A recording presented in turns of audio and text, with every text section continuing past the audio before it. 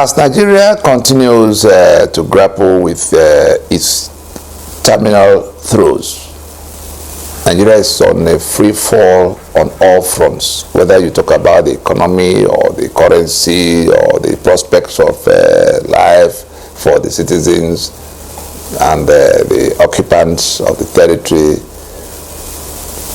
You see corporate entities exiting. Guinness gone, Glaxo gone. I could count 20 of them. And ShopRite's winding down. It is when things like this begin to happen, if Nigeria were to be a small community, the elders of that community will have to go to consult the oracle. What's happening? Why is our life upside down? Because the pattern of the things happening to them will have shown them that there's something throwing it up. And so, not long ago, Ninas had pointed, those who were asking, why is our life upside down? The ones who have fled overseas. They say, Japa, their parents fled. Their uncles fled. They are now fleeing. But there are people marching into their territory with AK-47, killing off, maiming, raping, and confiscating the lands.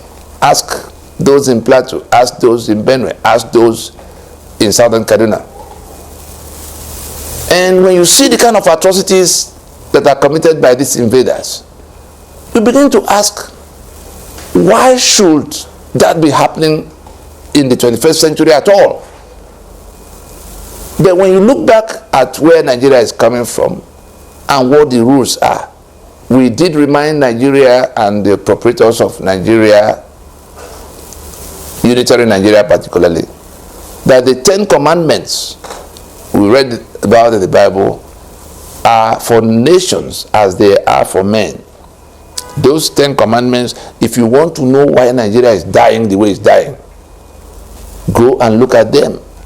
Select any 2 successful countries of your choice. It could even be 3. Select Germany, select Israel, small, Germany, medium, America, big. That's the US, Germany, and Israel.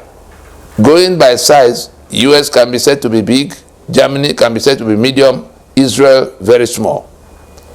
But they are all successful countries. Bring your Nigeria and place side by side those countries. Then bring the 10 commandments and see what each of these 3 countries have done with those 10 commandments. Then juxtapose what Nigeria has done for or against, in keeping with or in negation of those 10 commandments. Thou shalt have no other God but me. America says, in God we trust. Germany is the only country in the world that collects tithe. That is, there's something Germany takes from everybody. That's the first part of what their tax system is, that goes to how the ordinances of God are observed by men. We don't need to talk about Israel in that regard. Thou shalt thou have no other God but me. In God we trust. Nigeria say, a secular state. That means God has no hand. We don't want to hear about God in the affairs of keep that aside. Let's finish building Nigeria. Thou shalt not kill. Nigeria kill for sport. Other countries have placed laws into place that make death penalty. They abolish death penalty to keep that law. Not that they are not angry with their own criminals, but they abolish death penalty so that they can keep that statute of thou shalt not kill. Thou shalt not steal. Nigeria steals for a living. In fact, beyond stealing, Nigeria robs, because it steals violently. When you come with implement of enforcing your way, stealing becomes a robbery. Otherwise, tell me how to describe how Nigeria is taking 3 million barrels of crude oil belonging to people who are crying and shouting, and you beat them down. Kesaro who talk, you hang him. Anybody you OD talk, you level the city, all because you want to steal. And every month you gather in Abuja and share the blood of people who own the assets. That's what Nigeria is doing. But the other countries prohibit anything that is stealing. Tell me who is sitting in prison now among all of those who have been stealing everywhere dry since 1999. Do we know of any of the governors? Multiply 36 into an average of, it could be 4, but let's say 3. All of those who have been governors, can you tell us one person that did not steal enough to be in prison? One. We're not saying 10. 1. In the class of 99, the ones who came in 99, the ones who came, they're on the average, you know, you say it may be 70% of them that will change and all of that. You know, we have had 8 times 3 rounds. That is 8 years. Some of them didn't do 2 years. So on the average, look at the number. Look at the number. It is no less than 100 and whatever. You can't, if anybody can tell me about one governor in all those 24 years since 1999, one governor that you could beat your chest to say did not steal anything from the treasury for which he should be sitting in prison, then we can take the conversation further. But if we cannot, then you then tell me why none of them is sitting in prison. Because you have a constitutional arrangement. Nigeria is a criminal enterprise designed to steal and to protect the beneficiaries of heavy stealing. Honor thy father and thy mother. Nigeria is you know, disgracing, tormenting its senior citizens, the ones that serve Nigeria with all their strength. Go and look at them and consider what you will do if you are still in service and you don't have all of what will keep you comfortable when you come out. Of course, you go and start making arrangements, looking at what has happened to those who came before you. But in other countries, go and see what Israel does with its own senior citizens. Go and see what America does with its own senior citizens. So we're just saying we could count every one of those. Thou shalt not covet. Look at what they're doing with things that belong to other people. You know, so everything that the Bible say, because in the one of say, thou shalt honor thy father and thy mother, and Nigeria is disgracing their own fathers and their own mothers. Because how do you describe your pensioners? They're your fathers and mothers. They're your everything. Referred to as far as concerning individuals, the father you know, the mother you know. But concerning countries, those people you describe as your senior citizens are your fathers and your mothers. Anything you do to them, what was prescribed in those 10 commandments will come to you. There are some that carry blessings if you do them. There are some that carry heavy punishment.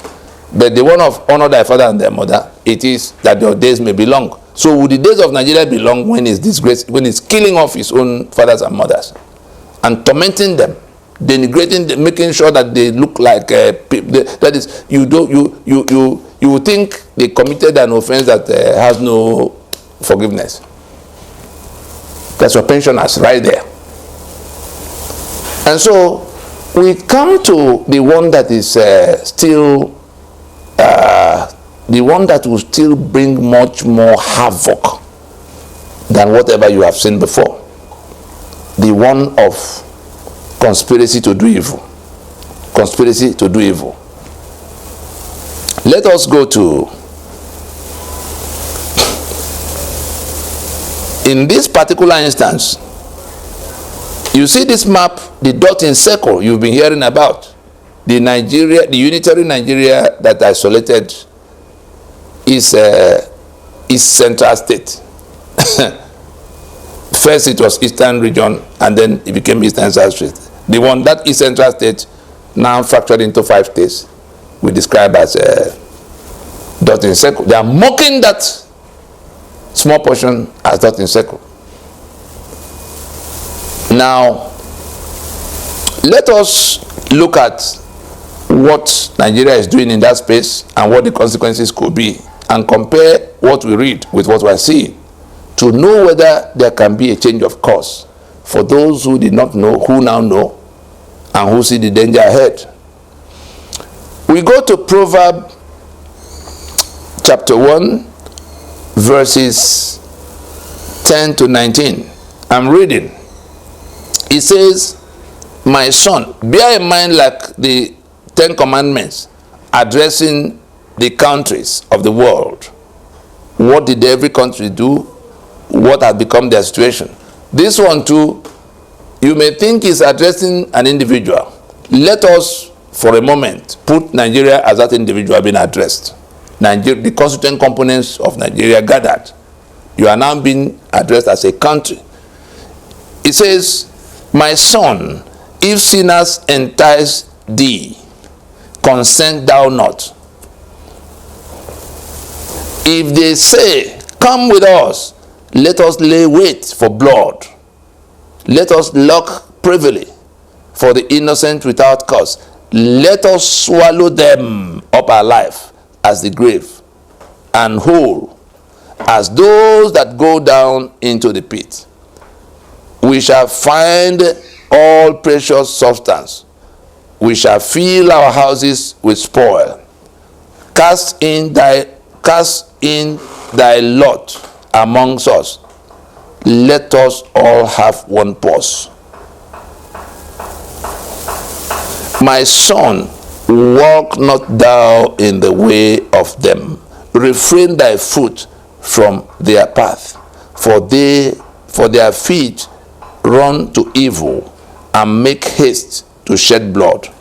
Surely in vain the net is spread in the sight of any bird, and they lay wait for their own blood.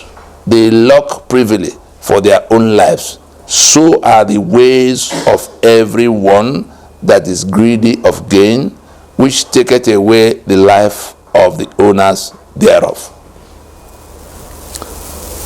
These verses are talking to those who ganged up conspiracy to do evil. You are being told that when you are invited by people who want to go and kill others in order to take all their possessions and make it their own and put them in the pit, that you must run away from that invitation. What have we done with the invitation that went out in 1966? Let us go and kill them. Let us destroy their things. Let us take what belongs to them and have a common purse. The treasury in Abuja, from where trillions are shared every month, look at the map behind and see where that oil and gas they are sharing. Look around the country and see who from which part has gone to build where. Some built in Lagos, some built in Abuja. Who else had left their own part of the country to go and build in other parts? Otherwise, why do we have a union if people can't move from their parts to settle in other parts?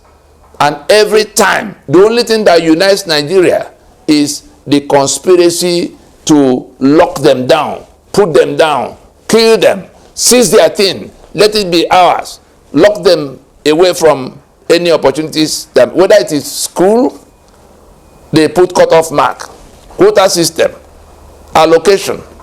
Dangote want to do business, you have to go and shut down Ibeto, all kinds of things. Maybe people think that people are not seeing, but when you look at this map again, you go on the international circuit to see, make a list of all of those who have put Nigeria's name on the global stage for anything positive. You discover that a concentration on that of a preponderance of that list will come from that dot in circle. When they say Nigerians in America are the best doing this and that, again, make a map of Nigeria and put all of the people from Nigeria in America on that map. In terms of where they come from on that map, you will discover that you will hardly find anybody from the yellow section. You will see splatters of people here and there. Again, if you are using red dot to red mark, just one person for one dot, one person for one dot, you will have that dot in circle turning red for positive from the international circuit. So in all of that, the destiny that should have been a great destiny of Nigeria have been destroyed by the, look at what our man in Abuja, the Minister for Federal Capital Territory, is doing. Look at what Lagos is doing. Look at what everybody is doing everywhere. Nigeria is loading its own, is loading the dynamite that will blow it up. That dot in circle is the dynamite that will blow up the stupid edifice that is now being erected on a constitution that was imposed as Victory Charter from the genocide of 1967 to 1970 by the conspiracy of the rest of Nigeria. And after all of what has happened across the last 55 years, to discuss that matter and settle it in some way, everybody is adamant to keep it the way it is. If you want to know what will happen, if you want to know what will happen to Nigeria, go back to Proverbs 1 verses 10 to 19. And that is after you have gone through the 10 commandments, wherever you find it, to know what Nigeria is doing and what will happen to Nigeria. We stop there. Thank you.